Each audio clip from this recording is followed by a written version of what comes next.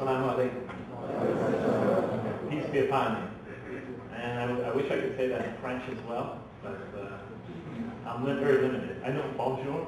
That's about it. But nice to see you all. I noticed that in the introduction, inshallah is the same in both English and French.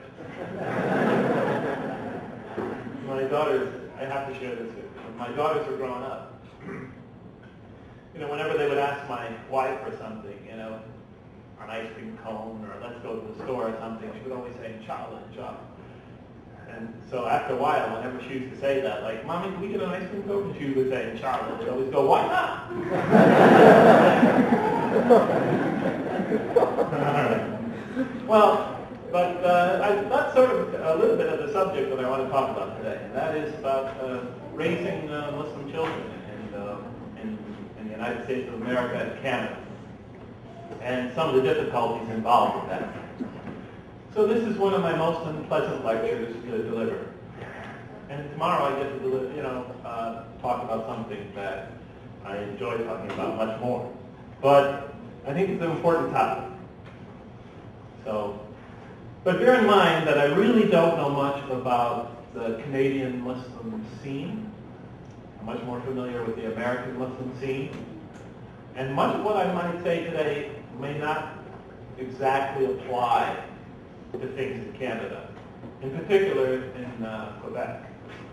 So don't get angry at me if what I say is not such a big issue here. Well, I'm basically sharing with you the difficulties and problems that I believe we encounter more primarily in the United States with raising our children. All right? Did you follow that? Okay. But if I were to ask you, any of you, even those of you who have some experience with the American, and by American I mean Canadian or the United States, or both communities, Muslim communities, if I were to ask you, where do most of the Muslims, citizens and permanent residents in North America come from? I'd be sure if I went throughout this audience and asked that question, I'd get a variety of answers. If you visited Silicon Valley in California, you would certainly say, oh, India and Pakistan. I've actually tried that in that area. And that's almost everybody says, oh yeah, most of the American Muslims, permanent residents and citizens are from India and Pakistan.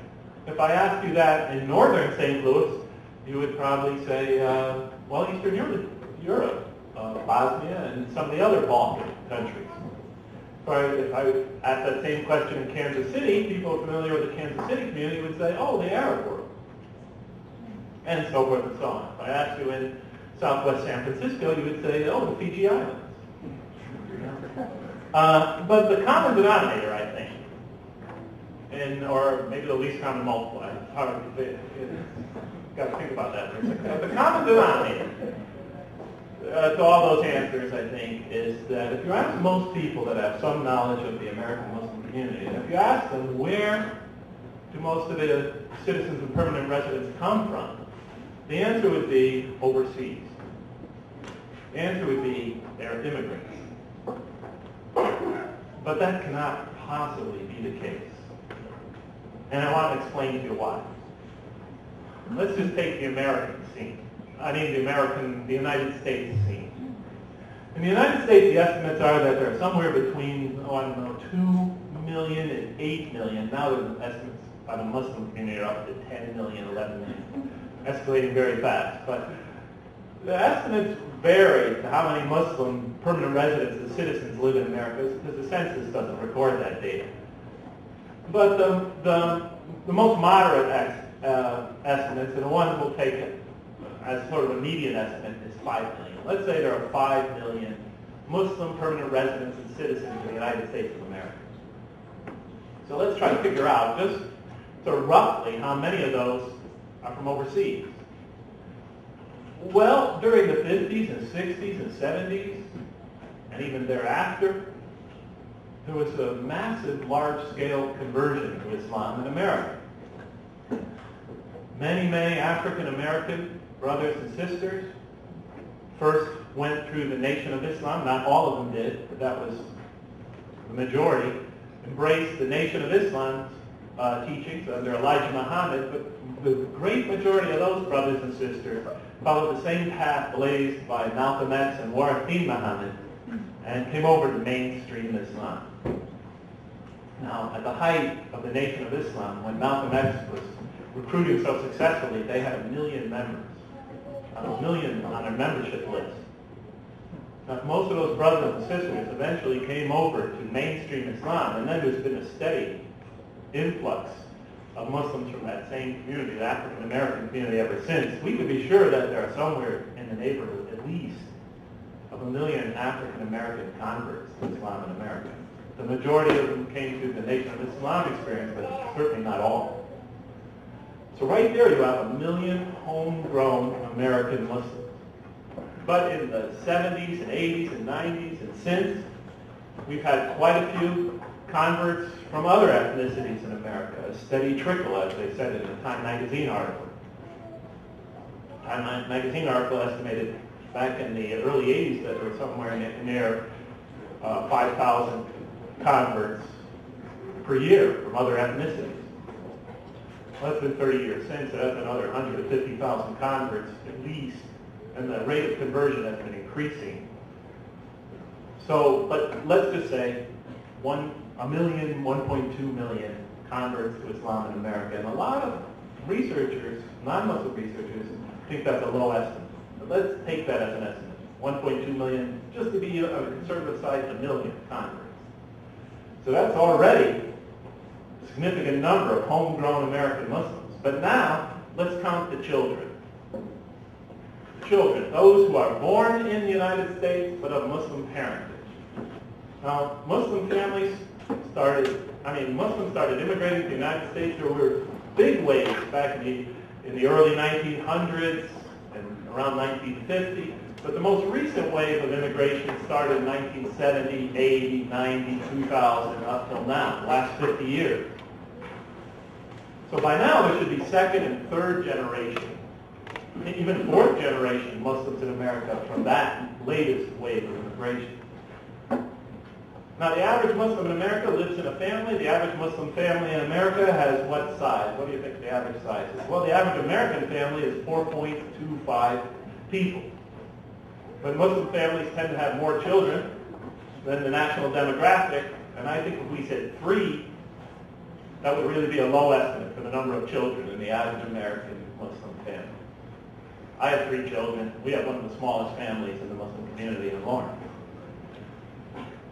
So let's just say 3 children. 3 children in a family of 5. That's 3 out of 5. 3 out of 5 members born in the USA. Now there are 5 million Muslims in America. 3/5 of them are probably descendants of Muslims born in the USA, not counting later generations. 3/5 of 5 million is 3 million. Throw back in the lowball estimate of 1 million American converts. 3 million plus 1 million is 4 million. 4 million out of 5 million is 80%. But I can guarantee you, if you go to any masjid in America, almost any Friday prayer, or any Muslim function in America, I defy you to find anywhere near 80% or even 60%, maybe my estimate is high, or 50% or 40%, even 10%. I defy you to find anywhere near that kind of percentage representation. Most masjids in America, you go to the Friday prayer. I don't know how it is here in Canada, but in the United States, you go to the Friday prayer, you'll be lucky if you find a handful of second or third or fourth generation Muslims in attendance. At Lawrence, Kansas, we're in the middle of the country, not too far from Kansas City, which has a sizable Muslim community. Lawrence itself is estimated to have 2,000 to 3,000 Muslim permanent residents and citizens. If you go to the Friday prayer in Lawrence, and we have a large number of children up on campus, students on campus that have Muslim parents in different parts of the country. You know how many of those kids come to the Friday prayer in Lawrence, Kansas? You could usually count them on one hand. You could usually count them on one hand. 2, 3, 4. And I'll tell you the truth, all of them that come have families that live in Lawrence and that come to the Friday prayer. Now we estimate based on the population centers that feed our university, our enrollment, that the percentage of Muslims or percentage of students in Lawrence, Kansas that are of Muslim parentage, that have at least one Muslim parent, is somewhere between 1 and 2% of the student population. Population is 30,000. That means 300 to 600 students on campus we estimate to be born in the United States of America with at least one Muslim parent. And we are only getting 4 to show up to our community functions. 4 out of somewhere between 300 and 600. And as I travel around the country, some communities are doing a little better, some are actually doing a little worse, if you could believe it. But throughout the country, the one thing we are noticing consistently is the great, great absence of homegrown American Muslims, even though they're in the majority. There's a great absent majority of Muslims in America. You know, some parents, they say, well, they'll come back when they're in their 20s or 30s or 40s. You know, they'll come back later on. But so far, history has shown that not to be the case. Those immigrants that came in pretty large waves in the first half of the last century, their total was somewhere around 100,000 immigrants from 1900 to 1950 from Muslim countries came to America. By now, those immigrants have third or fourth generation descendants. Again, they tended to originally have large families. You could imagine 2 Muslim parents coming in 1920 having what? 4, 5, 6, 7 children, each of them having their children, et cetera, et cetera. By now, that same family should have a family tree of 30, 40 individuals.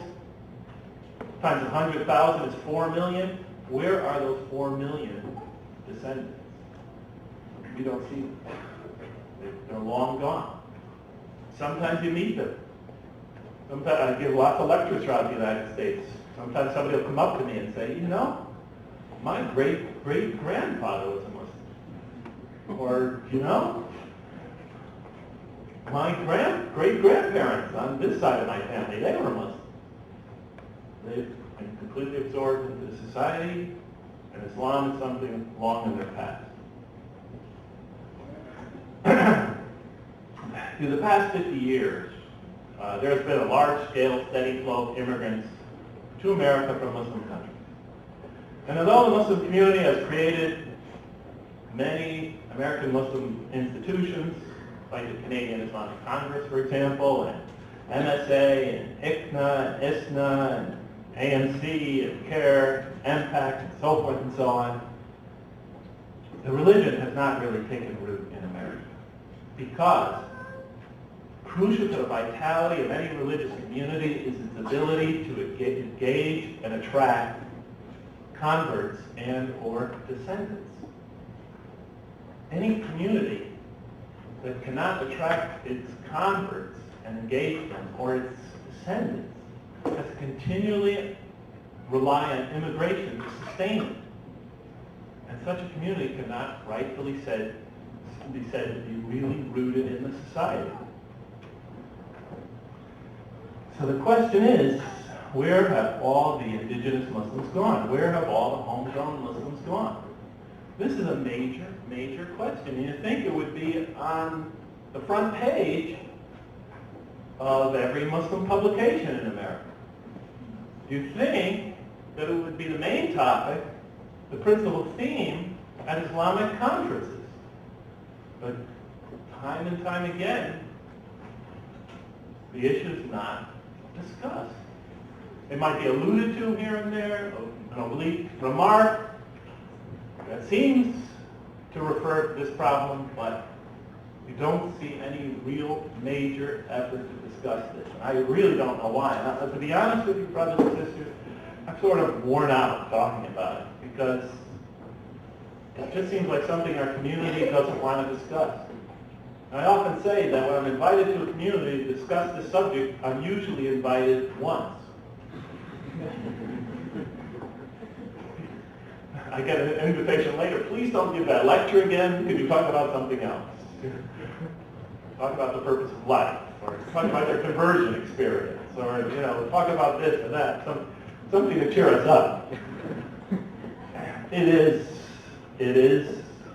a serious problem, and for Muslims, those who have, deep faith in their religion, it's a major problem because in the Quran especially, it informs us, it says, save your children and your families, save yourselves and your families from a fire whose fuel is men and stones.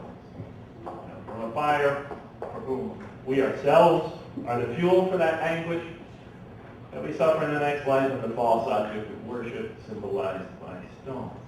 But it says save yourself and your families. And your family. And it's addressed to the community in the plural. Just doesn't mean you go out and save your own family. So go out there and work to engage and to address the next generation. But in any case, where have they gone? To tell you the truth, I noticed their absence from the day I first became a Muslim, but I had no clue. I had no clue where they are. And that's the end of my talk. Thank you very much. But what happened was something very interesting. It was just, some would say chance. I was sitting in the masjid one night in San Francisco. That's where I became a Muslim, and I was much loving the experience of being a convert to Islam. That first year and a half, and I was a Muslim, the masjid was my sanctuary. I went to it 5 times every day. I moved close to campus so I could do that. It was a beautiful, mesmerizing experience attending the masjid. And one day, after the camaraderie and the brethren-ship, it was really something else.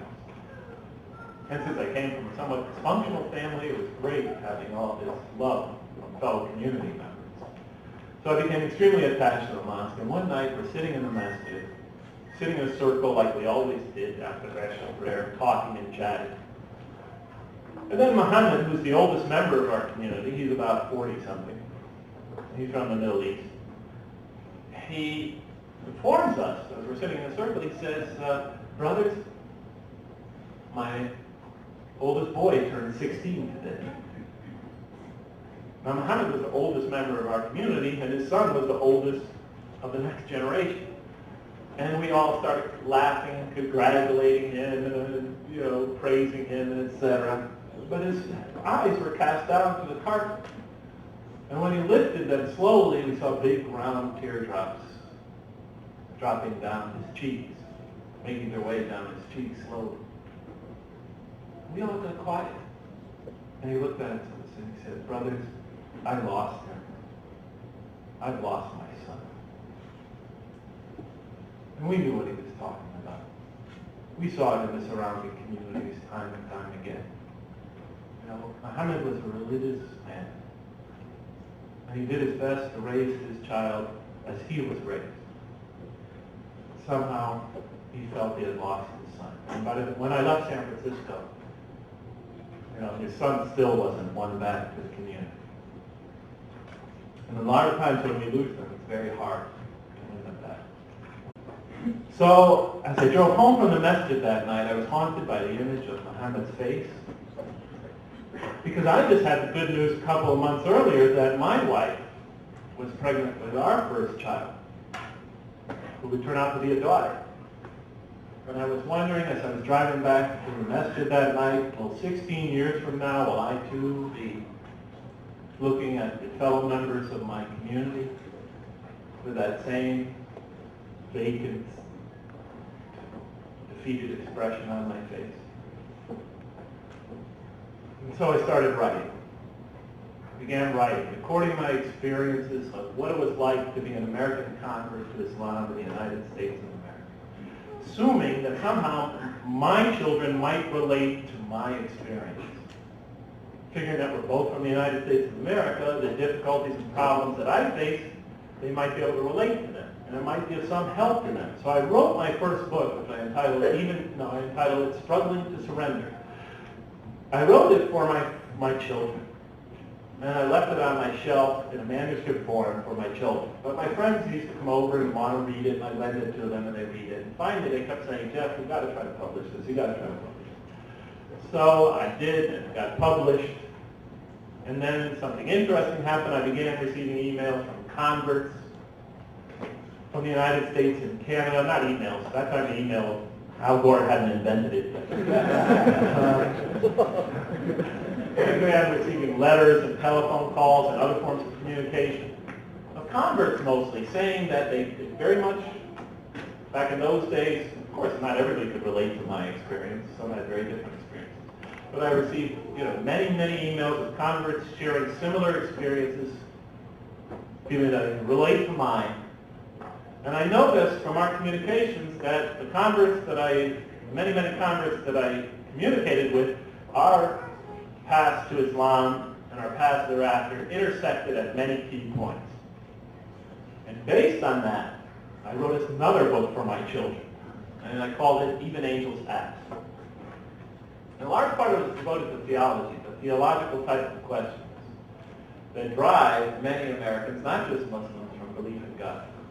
And I try to describe what kind of answers many of us have found in the Quran. And again, my friends encouraged me to publish it. I ended up publishing it.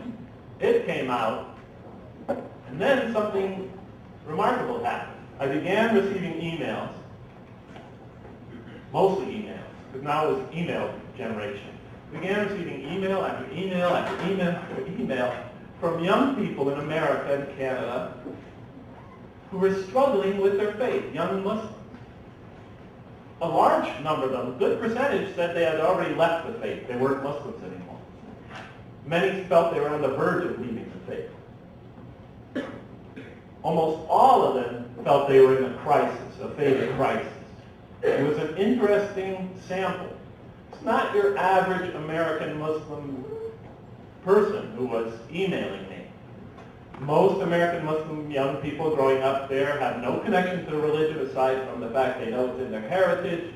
Most of them come from families that are disconnected from the mosque, so they don't really feel the need to become connected to it. Most of them, the whole idea of religion is on the shelf. This is a much more intense crowd.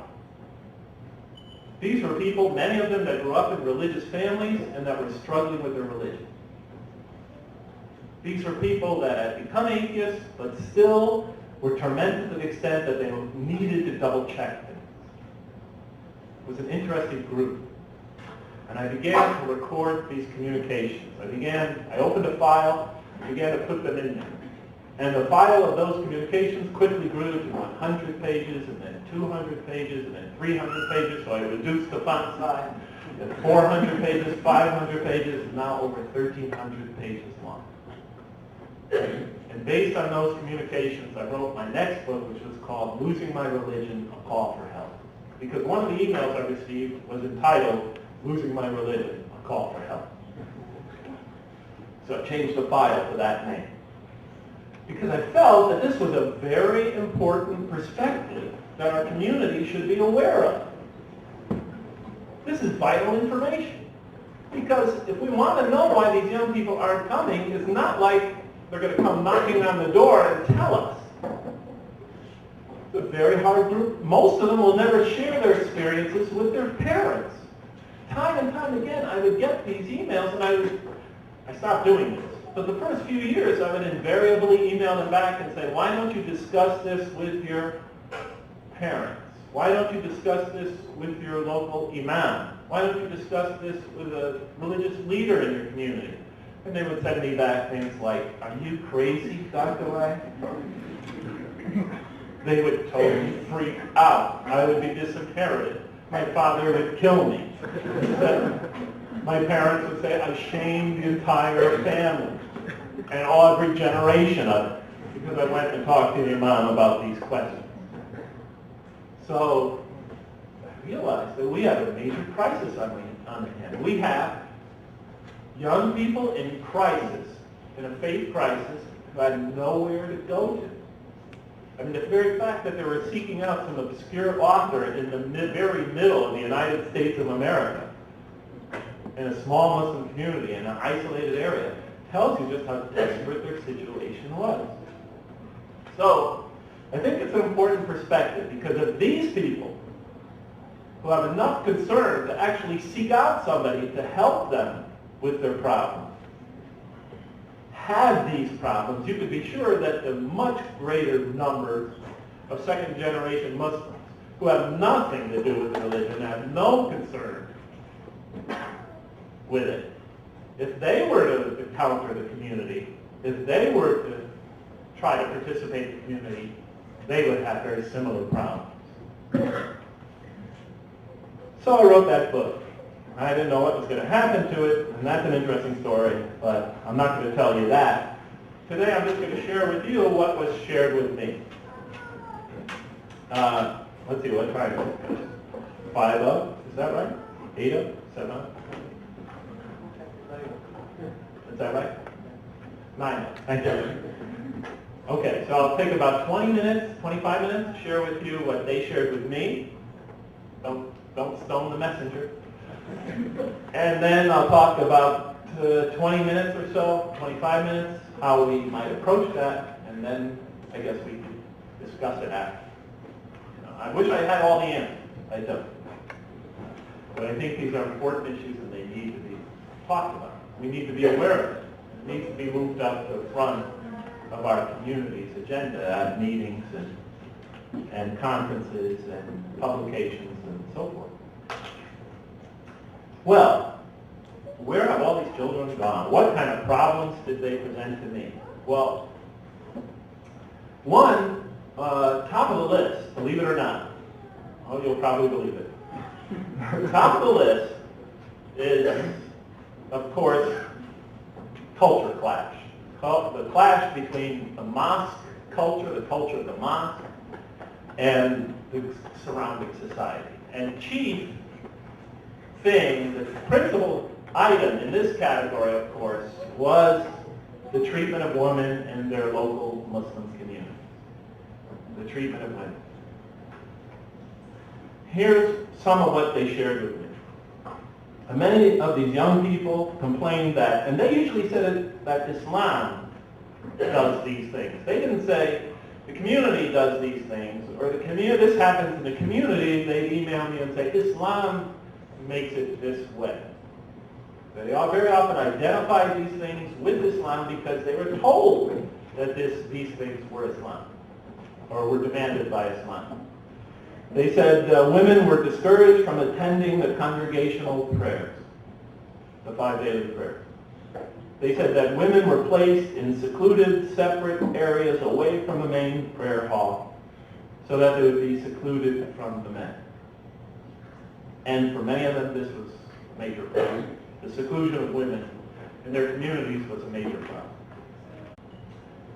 In Lawrence, Kansas, for example, we have a masjid with a nice, big, expansive prayer area for the men, with beautiful lighting, and brand new doors, wonderful windows have been constructed. It used to be a church and school, and they did a beautiful job in the men's prayer area. But the women's prayer area, you have to go up 2 or 3 flights of stairs. I can't remember because I've never been there.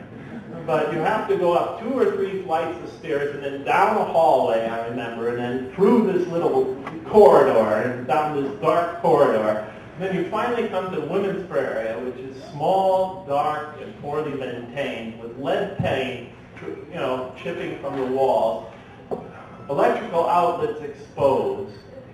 The ladies have been complaining about the condition of the place. The paint is old, the carpet smells, the ventilation is poor, and nothing's being done about it. We've got fundraisers to renovate the mosque, and so far around $60,000, $70,000, $80,000 has been raised, but you know where all that money has gone. To renovating the men's area. Not a dime has been spent on the women's area yet. It's amazing. And you know, I used to pray with my daughters every night in the masjid, my 3 daughters. They were little, of course, so it didn't attract much attention, but Jamila would be the oldest. She was 3 or 4 in Lawrence at the time, and she'd be scampering around all over the place exploring, and Sarah would be clinging to my pants. In fact, and it was too small, so I'd be holding her in my arms, but it was a beautiful, beautiful experience. As the years went by, that became our nightly routine. Of course, I bribed them a little. I always took them out for ice cream after or something. But I really think they loved going to the masjid almost as much as I did, and almost as much as I loved having them there.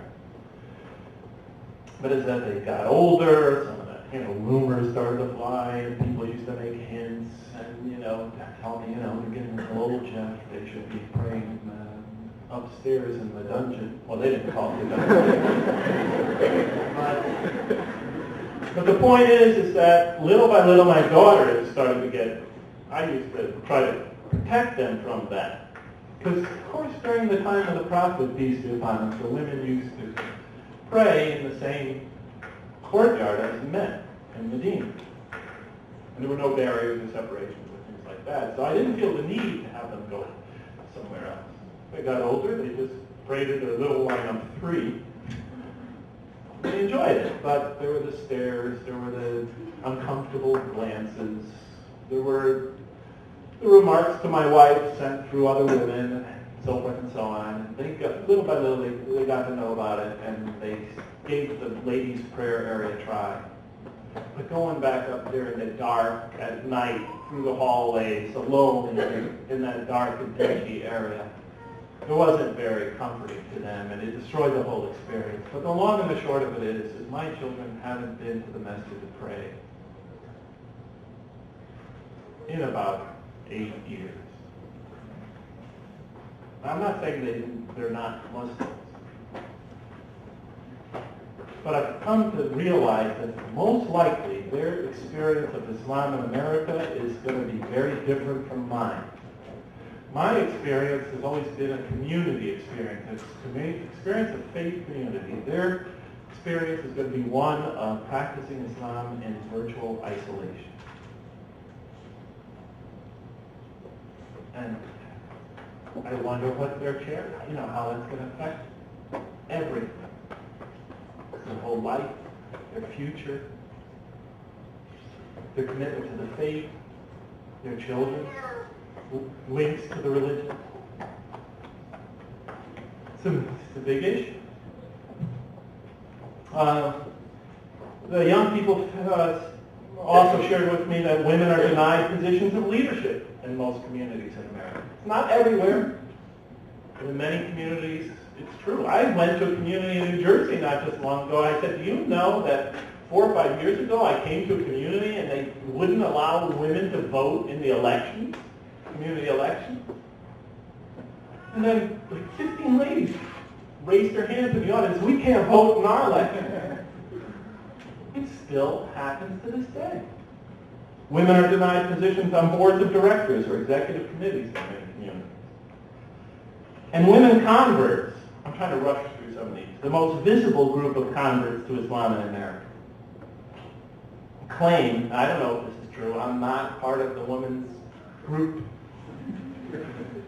The most visible group of converts to Islam in America, and the women are much more tenacious in hanging on to this religion than their male counterparts. It's amazing. A friend of mine, Lynn Jones, wrote about that in her book, how they cling to this religion, many of them by their fingernails. But they claim, at least the ones that emailed me, that they are often ignored, derided, disrespected, marginalized, and disenfranchised in their communities. At least they feel they have been. They claim they're treated like less than second-class citizens in their own countries. And, of course, that hurts. It doesn't help. That's your faith experience. You have to contend with that. Now, the situation is more complicated than that. Because after I wrote my book, I heard from Muslim ladies that were born overseas. They said, no, that's not the problem. The problem is that the men respect the lady converts more than they do the immigrant Muslim ladies, and there's resentment forming and things like that. Maybe all that is true. I don't know what the complexities of it is or the dynamics, but when you have these sort of problems, you have problems. Because if the ladies don't come to the mosque, then the children won't come to the mosque. And if the children don't come to the mosque, you're going to have a hard time getting them to connect to it when they're not children anymore. Now, if you want to get your children in the mosque, if you have any hopes of having them form a viable, heartfelt connection to the mosque, you have to start early. The ladies don't come to the mosque, most of the children. A lot of them described in their communities what they call the status ladder. A lot of the ladies described it this way. In every Muslim community, you have two ladders. There's the men's ladder, and status is sort of determined by a number of things, but mostly they said ethnicity. So if Muslims come from male Muslims come from one background, they're at the top of the ladder. By the way, they said blonde-haired, blue-eyed, white American converts are immediately pushed to the top. Unless they sort of rock the boat and start questioning things, then they fall down the ladder. But then after that, a certain ethnicities, then you have this, and they sort of go down the ladder. But then at the bottom of the ladder, then you have the women's ladder begin. And they say that the women's ladder also has these ethnic sort of divisions, but it also has this kind of division that a woman's credibility, Muslim credibility, is sort of inversely proportional to how long she has lived in the United States. Inversely proportional, you know what I mean? So that the shorter the lady has lived here, the more credibility she has, more respect she has. So those that were just got off the plane, maximum Islamic respect. People look to her for, she's untainted by the Western society. And then those who have lived longer, a little less, and then longer and longer, and then down towards the bottom of the ladder, then comes the next generation. And then below the next generation comes the converts. At least that's the way the ladies perceive it. I don't know if it is true. I don't know if it is true. Like I said, I've never been a part of the ladies' community in my community. But if that is the perception, then there's a major problem. They need to be addressed. I could go on and talk about the issues that were presented to me about women, but for the lack of time, I'm going to move ahead.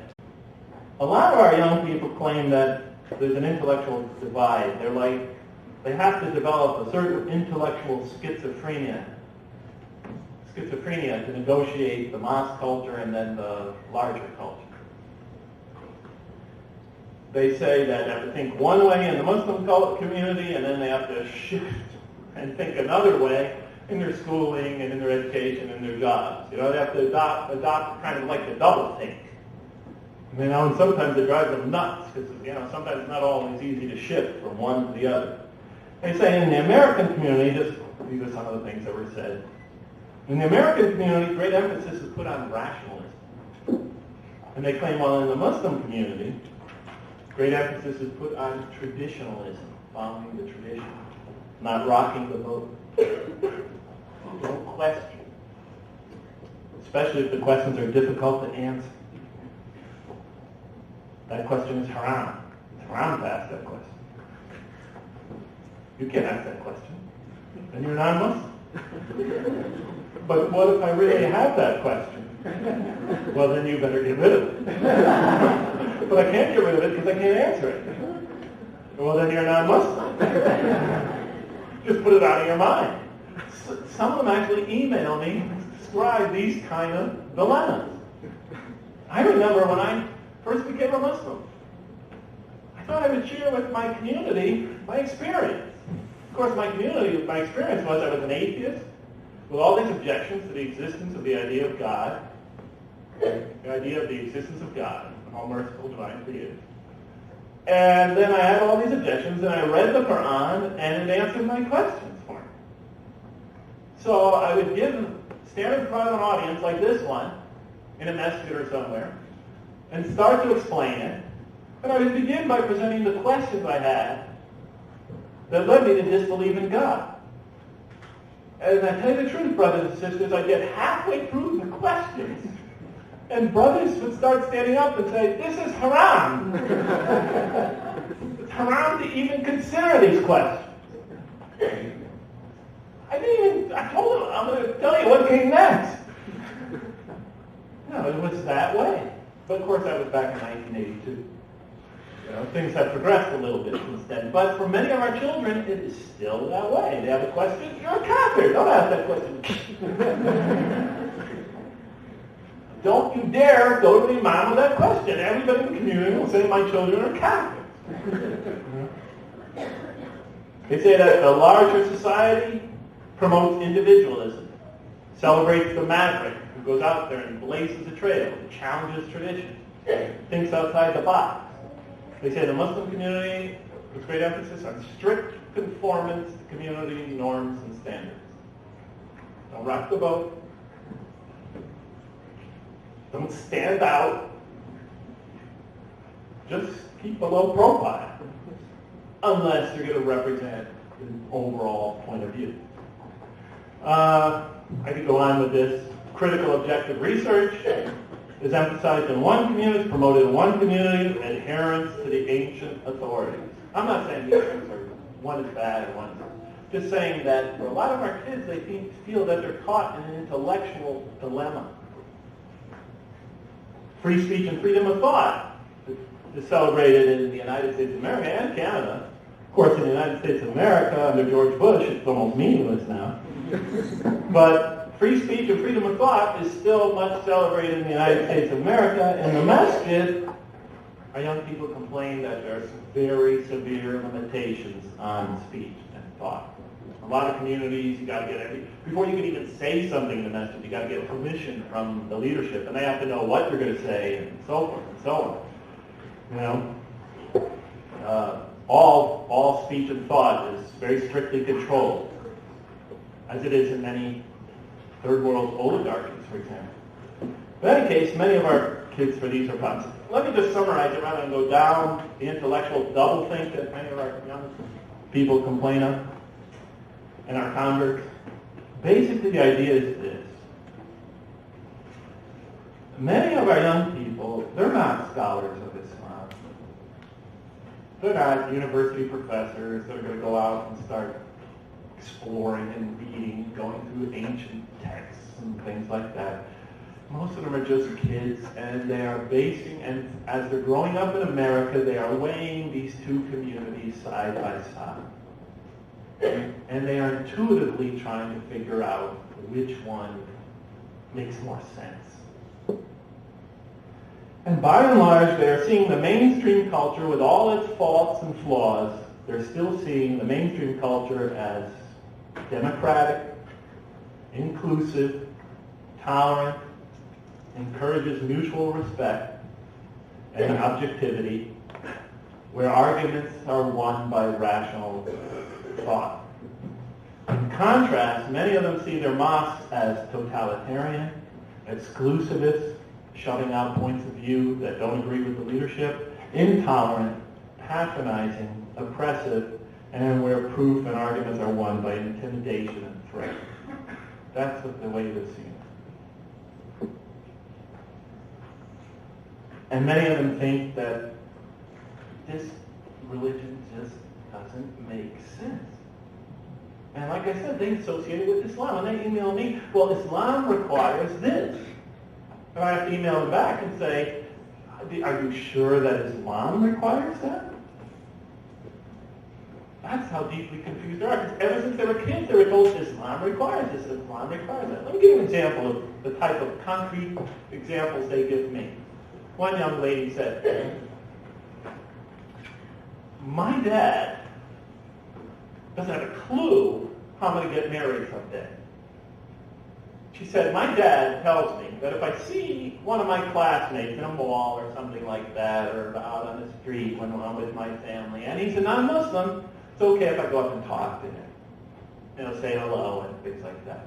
If he's a Muslim, I can't talk to him. On the other hand, he tells me at the same time that if he's a non-Muslim, I can't marry him, but if he's a Muslim, I have to marry him.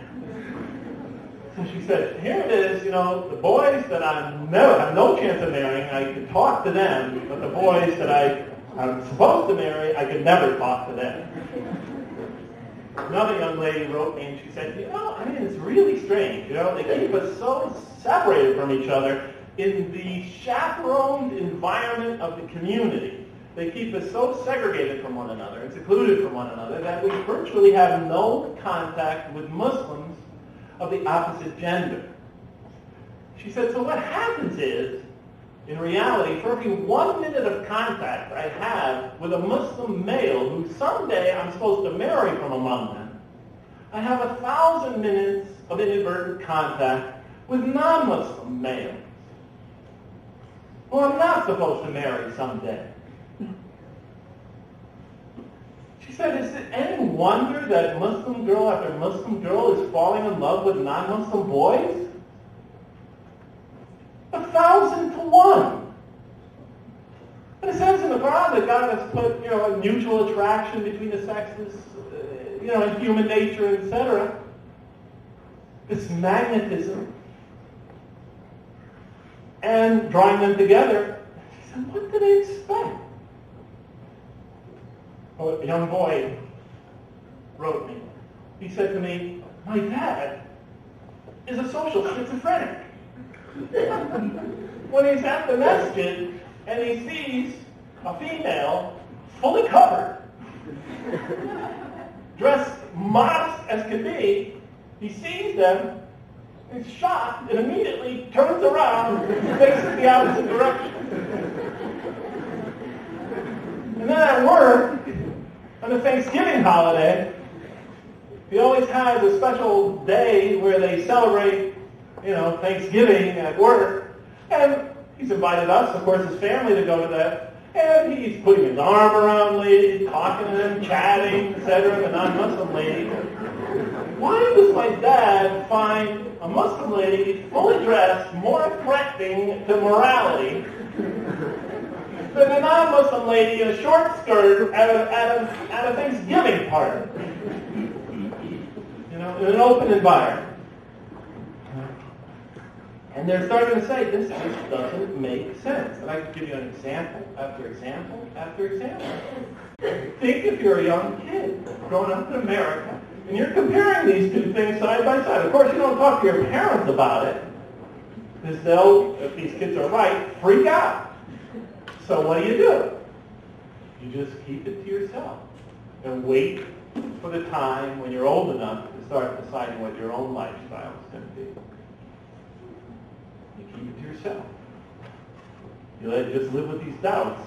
If you're crazy, you email Jeff Lang in Lawrence, Kansas.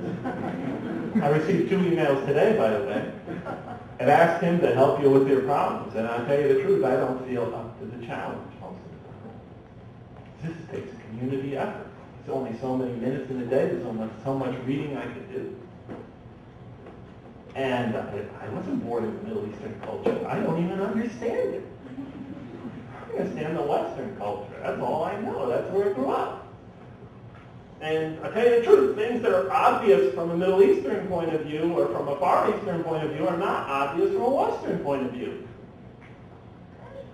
I say to my brothers and sisters, why do you think that's essential to Islam? They give me this argument. I go, this doesn't make sense. Why? Because I'm thinking from a different cultural experience.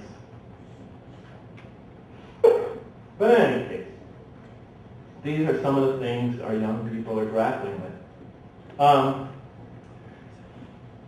You see, psychologists these days talk very frequently about identity formation. It's a critical phase we all go through, identity formation. As we're going through our life, we're choosing what we're going to put in our identity basket, what we're going to identify ourselves with. Oh yeah, I like to be identified with my mom's Middle Eastern cooking. Okay, yeah, my friend did, and so forth.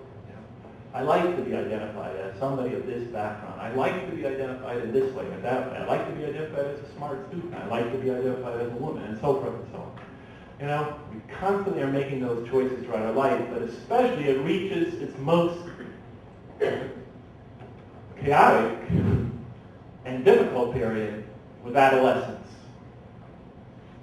And what happens is as kids reach that stage, you know, it's a very tumultuous part of their life where they're very quickly making major identity choices, what they identify with or not. For kids of immigrant background, that identity crisis is usually much greater, much more intense. For kids of Muslim immigrant background, it could be even much, much more intense. But here's what happens. Basically, the idea is this. If you come from two cultures simultaneously, you try to pick, psychologists have shown this, you try to pick things that fit well in both cultures, of course, easily in both cultures. And then the things that are harder to fit in, you have a more difficult time dealing with. And things that are on the extremes from one culture's point of view or the other, a lot of times kids tend to ignore or leave out. Are you following me?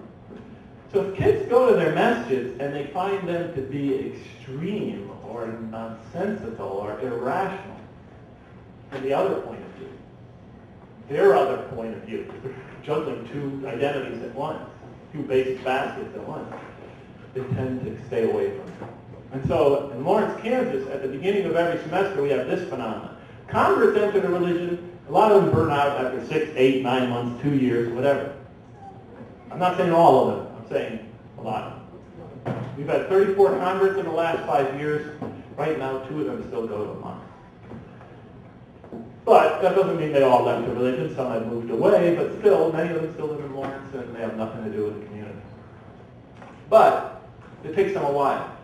Our young people, they come to the mosque. They're on the university campus for the first time. They've never been to the mosque. They have Muslim parents or one Muslim parent. They go down and give it a try on the first day of classes. They come to the first Friday prayer. They attend it. We never see them again. Visceral counter-reaction. Visceral rejection. It's too painful.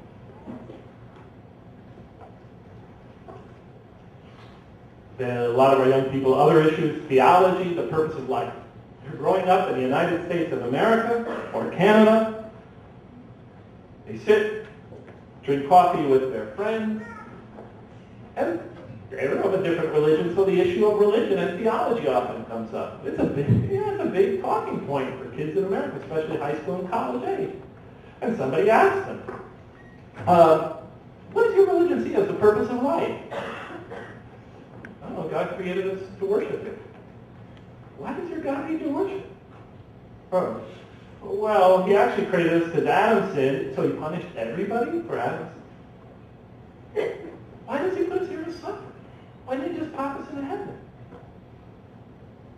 Why didn't He just make us angels if He wants us to surrender to His will? These are the type of questions they face. They're foundational in the Western cultural experience. These are the questions that help to shape secular Western culture. So they're going to encounter them. So they go back to the mosque for answers. Ones that will work when they're discussing with their friends, if they go back to the mosque at all. A lot of them just give up. But those are the type of questions I get, time and time again. So I always include the first chapter of my books is usually about those theological questions. Many of them are suspicious of the Islamic sciences. I'll give you an example, the Hadith literature. A young person goes to the mosque, Friday prayer, here's a Hadith, shapes the foundations of his faith. So then he starts looking into the matter. Goes to the library. He's at a university, goes to the university library, starts researching this. And what does he find? Oh, tons and tons of research in English has been done on this great science. But almost all of it, okay. We kindly request you to pause for a moment while we change the audio tape.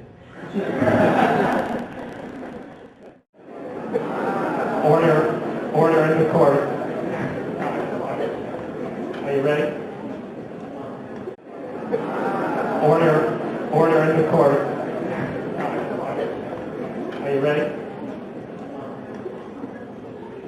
And the Hadith literature is just one example, but they go to the university library and they find that almost all the work that they can find in English written on it is written by Western scholars or non-Muslim scholars. Some of them from Japan, some of them from all over the world, but they're almost entirely written by non-Muslims. I'm not saying the research is bad. Actually, much of it is very, very good. But there is a certain bias, and it lacks a Muslim perspective. But the sad thing is, Muslims are not contributing to that intellectual effort. They're not making their point of view known. They don't even know about modern methods of research in those areas, most of them. The vast majority of our scholars. They're even unaware of it. They're totally in the dark. And so the answers that they could give to these young kids with their questions in this domain are just not even in the ballpark. If you're a Muslim scholar and you want to help our children, you have to be conversant in the type of literature that they are going to encounter when they research Islam. Where else do our young people go? And that's why we need youth sitting here today, you young people sitting here today. For those of you who have the inclination, that's why we need you to enter the fields of religious studies and Middle Eastern studies, etc., so you can master those modes of research and thought and evaluate that research and separate what you feel is strong and from what is weak and help your fellow generations and future generations to come. Where else do they look if they have questions? I'll tell you where they look, because I get this in my emails all the time. Dr. Lang, I had this question about women in Islam, and I went to the library, couldn't find much, so where did I go? Where do they always go? The internet. The internet generation. They have a question, so they go to Google, and they hit women in Islam, and then whatever their particular issue is. Click, and they go to several hundred websites. They're taken to several hundred websites. And once again, the vast majority of them in English are by non-Muslims, but these are not, by and large, people that are researchers who are trying to strive for some objectivity in their work. These are mostly non-Muslims who are propagandists, who are trying to present a loathsome image of Islam, and more than 9 times out of 10, our kids, when they go to those websites, they read the arguments, they see the sources that are used to build those arguments against the religion, and they are shook. So I get emails, Dr. Lang, you got to go to this website. It's about 20, 30 pages long, but you got to go in there and refute everything that they said. I get one of those emails every couple of weeks. If I did nothing else 24 hours a day, I would just be working on websites, going from one after the next after the next. No, we have to educate our children and teach them how to think, how to think critically, how to approach these type of questions on their own, how to do the kind of research necessary so that they can answer their own questions. We have to bring them up to think. Many of them are unconfident of traditional Islamic law. I mentioned a lot of times that's just because they're associating things that the masjid tells them is demanded by the religion with their religion. And they assume that this is commanded by Islam, or it's required by Islamic law. A lot of times, it's highly debatable. Scholars have very, very diverse opinions on that particular subject. A lot of times it has nothing to do with Islamic law at all. It's more a cultural tradition. One other issue, and I don't think this is an issue in Canada, but it certainly is in the United States, because Canada to me is, I always envision it as this idyllic, wonderful, diverse, politically correct, harmonious tapestry of different cultures. I guess you're laughing, so I guess I'm wrong. Actually, when I was 26 and finished graduate school, I was desperate to move to Canada. It's right after, not too long after Vietnam, and I was pretty much sick of living in America at the time, and I saw my country going in a very bad direction. So I thought, go to Canada. So much of what I say about this may not apply here, but A big problem we have in the American Muslim community, in the United States Muslim community, is this major ethnocentrism. So if you go to the mosque in San Francisco, for example, you have masjids that are actually named by cultural background. That's the Pakistani mosque. That's the Indian mosque. That's the Yemeni mosque. That's the Syrian mosque. That, and so forth and so on. We even have a Fiji mosque in San Francisco. Our kids say, well, we're like this big dysfunctional family. We can't get along. And converts sometimes after that go, what is going on here? Because each mosque promotes, it's in the name of Islam, its peculiar perspective. I talk about this longer, but I'll just give you one very critical example. This one I don't think could be a problem up here. But in the American Muslim community, well, let me explain it with an example. When I became a Muslim, but this is about ethnocentrism, but one particular type. When I became a Muslim, about 2 weeks after I became a Muslim, I was invited to UC Davis to hear this great lecturer speak on Islam. So when I got there, I'm nervous and I'm anxious to hear the speaker. I noticed we're running a little late, as usually at Muslim meetings, because we're usually on at Shalom time. But 15, 20 minutes go by, and then we finally start. And we start, and the speaker gets up there, they introduce, the master of arms, master of ceremony. And he says that, okay, and he makes a dua, reads from the Quran, now we're ready, makes a supplication, reads from the Quran, now we're ready for our speaker. Dr. Lang, would you please come up to the microphone and tell us your experience of coming to Islam? Did he say my name? Suddenly, I'm put on the spot. I felt like spotlight had come on. Did he say my name? Suddenly, I'm put on the spot. I felt like spotlight had come on me. I looked at Rossley, who's a student of mine at the University of San Francisco. I said, Rossley, I haven't prepared anything. He said, inshallah, it'll be okay.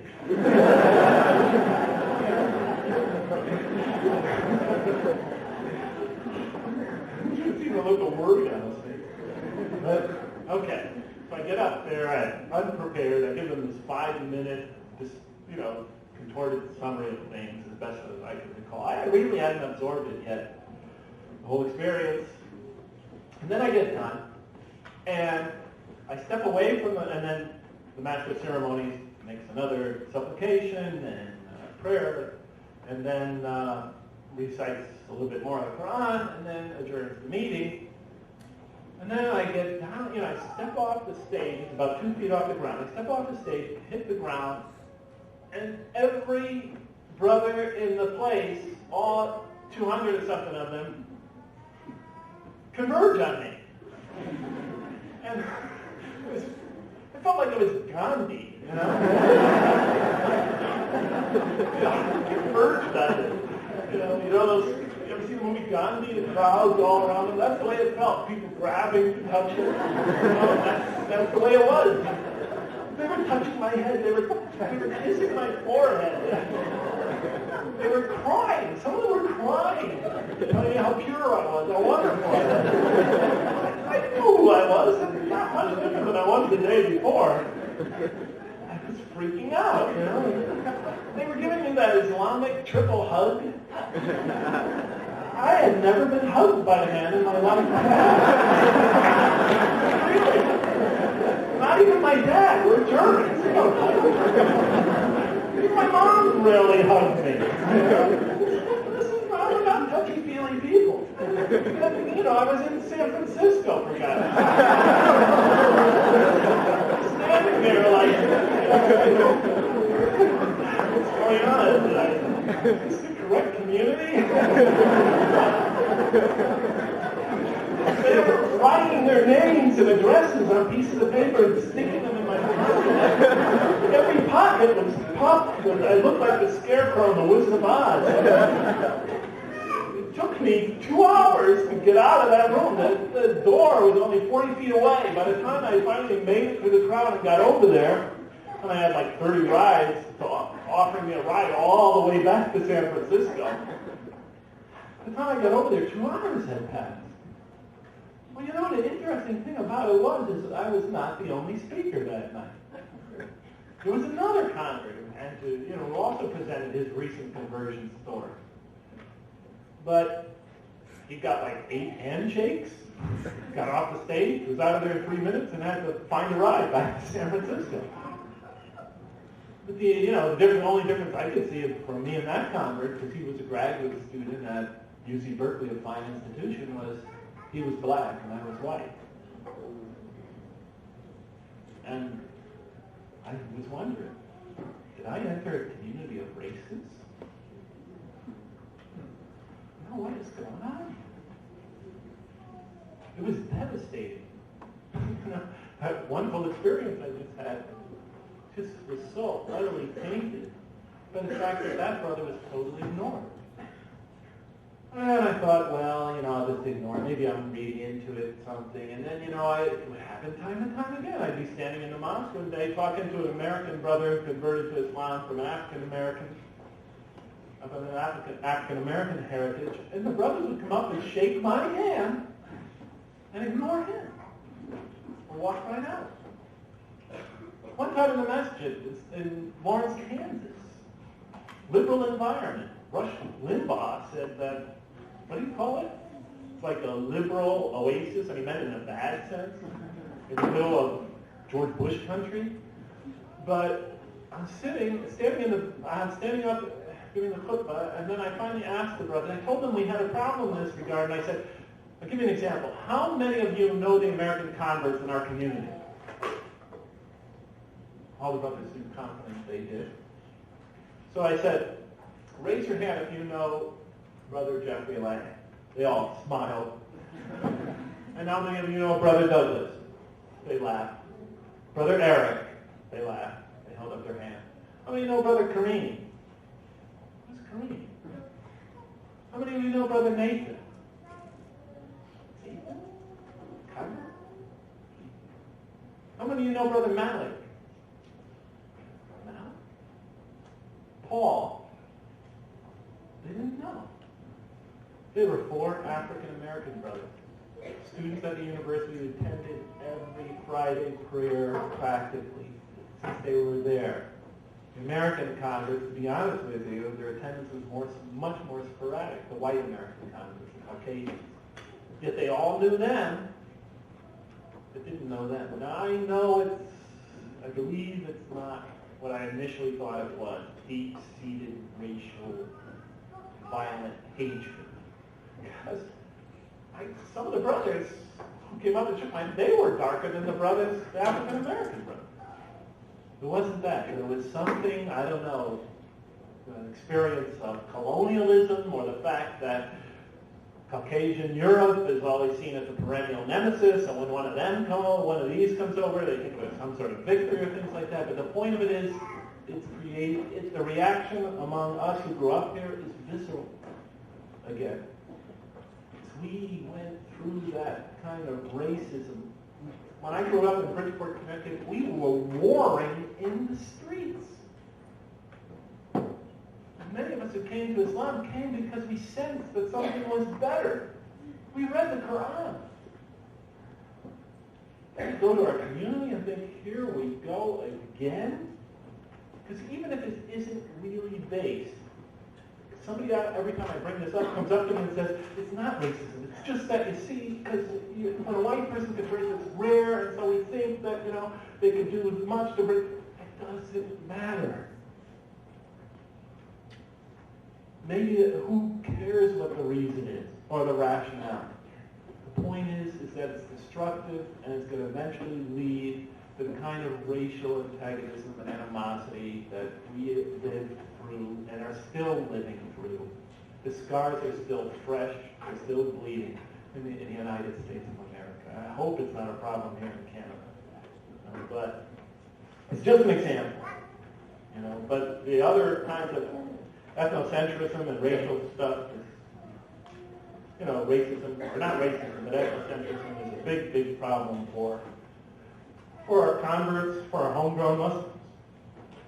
Okay, so if you'll allow me, I'm going to talk unless you're exhausted. Okay, so if you'll allow me, I'm going to talk unless you're exhausted. I'm going to talk 15, 20 minutes. Is that okay? It's okay? I'm going to talk 15, 20 minutes for some things, just some pointers. I don't have all the answers. It's going to take a collective effort. Things we need to do to start addressing the problem of massive homegrown alienation from the Muslims. And these are suggestions. First of all, of course, I mentioned the importance of scholarship that is conversant not just with traditional Islamic sources, but also with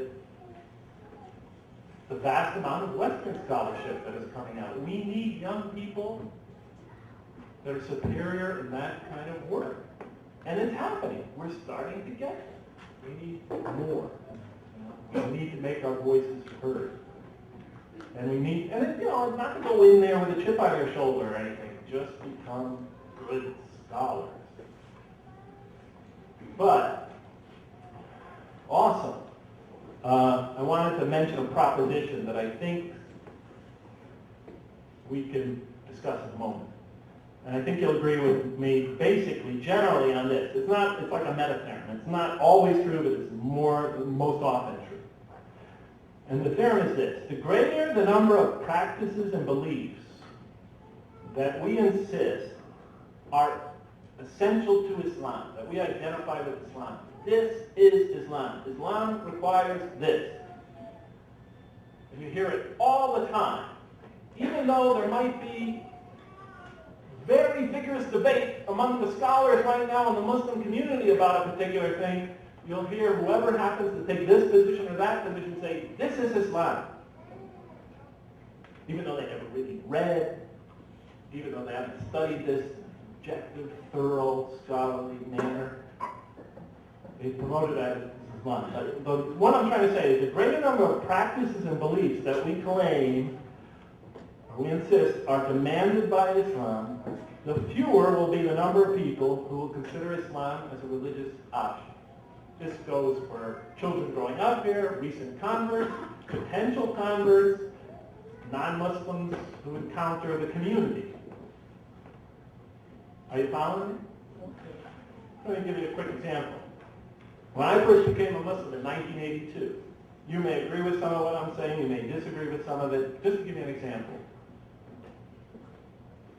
The first few weeks, first few months I was a Muslim, it seemed like every Muslim I met was only too eager to share with me something he or she felt was, leave out the she, he felt was demanded by the religion, even though it was probably tenuously linked to it.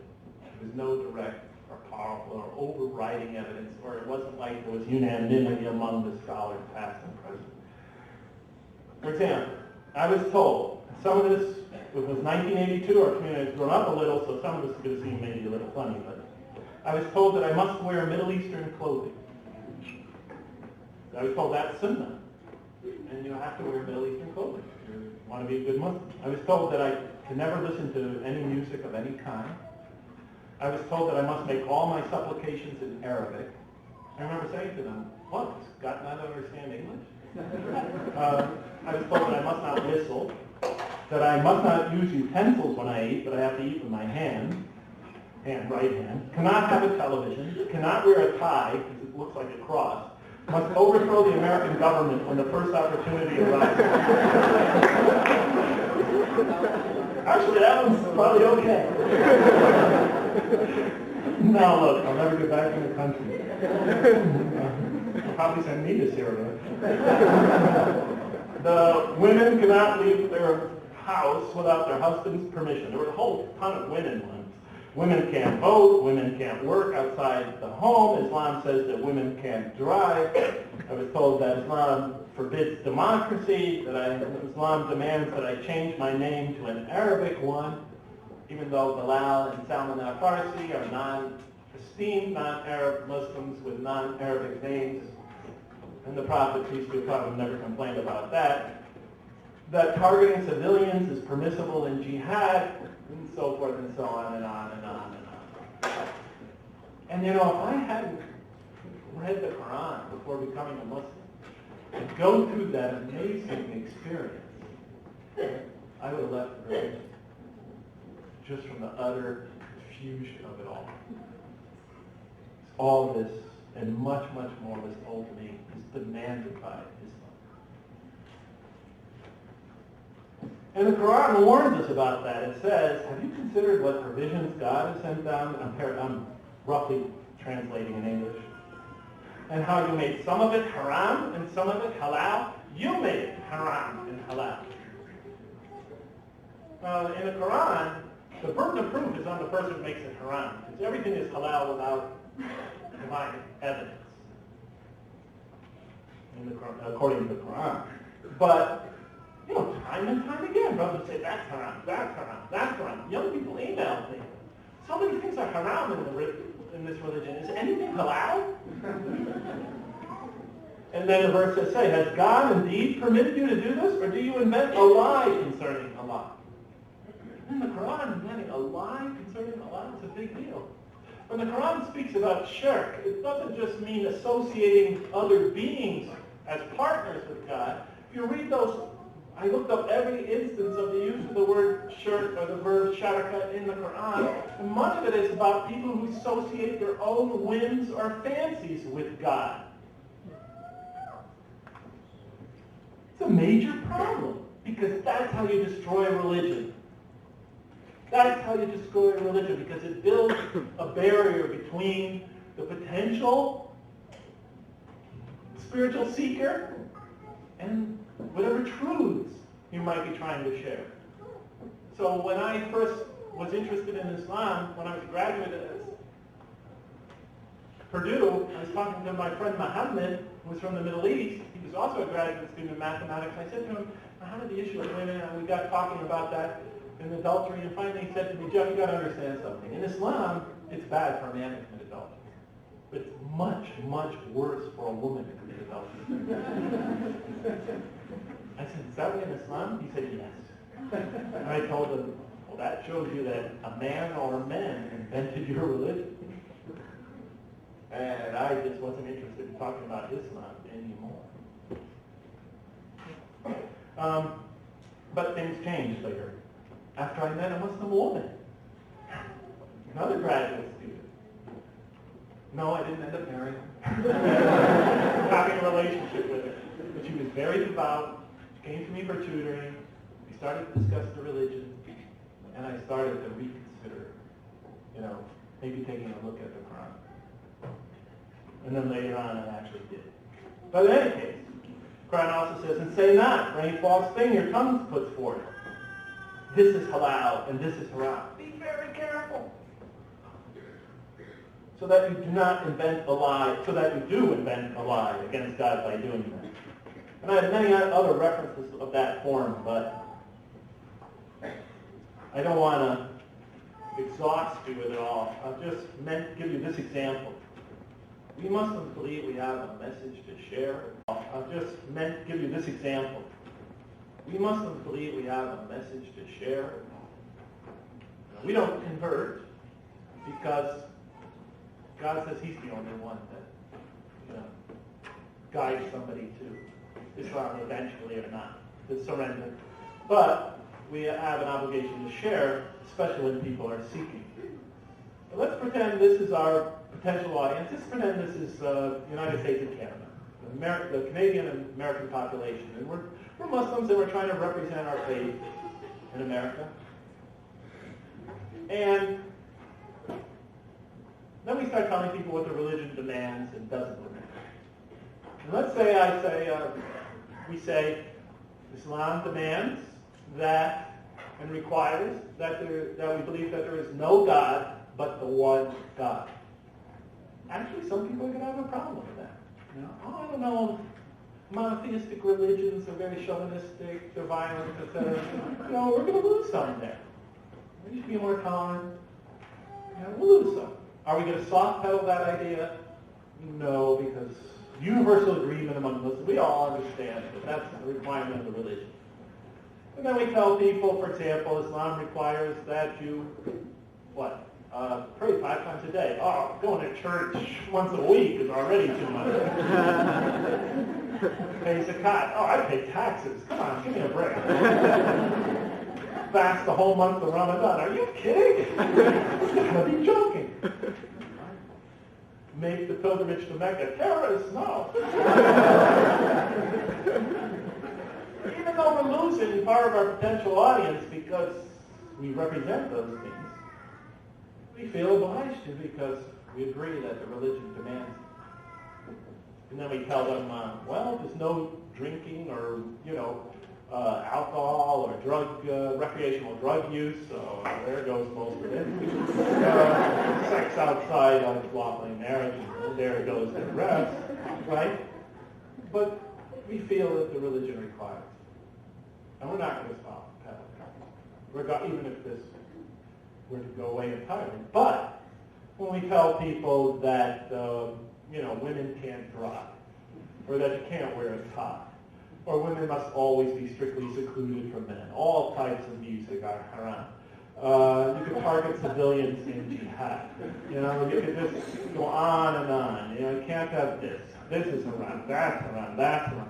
Eventually what happens is you lose them all, including our children and our confidence. It becomes too much.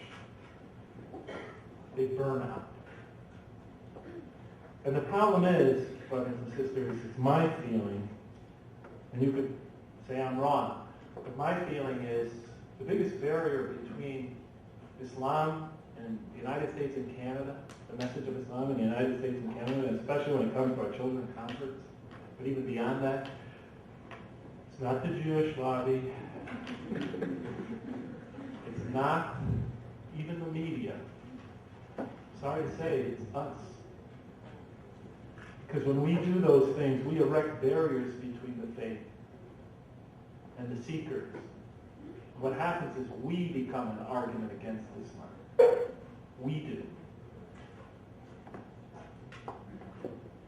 Of dealing with these young people, of dealing with these converts and communicating with them, 95% of the time their problem with Islam is not necessarily with Islam, but with things that are very questionable. And we're losing it. I mean, how often have you heard a Muslim say, I believe it should be this way, but others in the community see it this way, other scholars see it this way, this is my opinion, I think this is the way it should be. No. Every Muslim is an imam. Islam demands this. This is haram in Islam. This is the way Islam is. Regardless of what it is. Unless you've really studied something, done a considerable amount of research, just back off a little and say, I think, or I feel, or this is what I was taught, or this is what I know. Don't shut the door unnecessarily, because you might be shutting the door on a person when you could be wrong, or there could be difference of opinion. Or you could just be totally off base. That's a major problem. There's other things we should do, but I'm running out of time. I'll just list them quickly. Our mosques should be more open to discussion. Many of them should be more democratic. Many of them are run like dictatorships. The mosque should be more tolerant, accommodating, inclusive. It should encourage activism and participation. And we should be practical in our approach to the next generation and the surrounding population. When you become a Muslim in this community, people expect you to fit whatever their particular mental model is of the ideal Muslim right from the start. And our kids are up against it. The converts, they have a lot they're dealing with. When the Prophet, peace be upon him, sent Mu'adh bin Jabal to take over the dual governorship of Yemen, he was sort of a religious advisor. advisor there. He said, when you go there, first teach them that there is no God but God, and that Muhammad, peace be upon him, is his prophet. Well, he didn't say peace be upon him, but he said Muhammad is his message. He said, when they have really understood that, then teach them that there are 5 prayers daily. And then when they've gotten that down, then teach them, and took them one by one through the 5 pillars of Islam. When somebody comes into a masjid, new, oh, you got to drink the milk, put this. I remember a young lady came to the masjid to learn about Islam in San Francisco. Immediately, a brother got a huge blanket. She's talking to me. We're talking about, the oneness of God, the beauty of self-surrender, and lo and behold, the brother is crying. I look at him and go. She turns around, and she sees him go like this.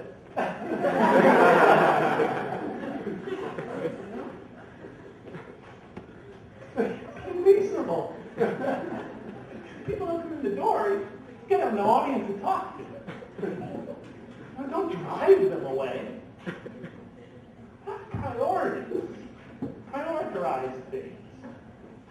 But we want our kids to walk in as if they've grown up in Cairo. It's not going to happen. You have to be patient. And it happened during the lifetime of the messenger of God, alayhi salam, when, you remember this is one of my favorite hadith. You've got this Bedouin sitting in the mosque one day, and he suddenly realizes he needs to relieve himself. So he stands up, walks a few paces, and urinates in the mosque. The companion's reaction was so quick. The next line says, and then the prophet said to them, peace be upon him, let go of him. That's how quick they were on top of it. Let go of him. And then he tells one of the companions, get some water. He didn't tell the Bedouin, he tells one of the companions, get some water and pour it over. You were not sent to make things hard upon them. You were sent to make things easy, he tells them. Our communities, those kids come into the mosque, the new converts come into the mosque, we expect perfection from day one. So, you add that to the fact that so much is being promoted that's tenuously linked to religion, or where there's alternative, credible points of view out there. But so much is being promoted as essential to religion. We are just hurting people away.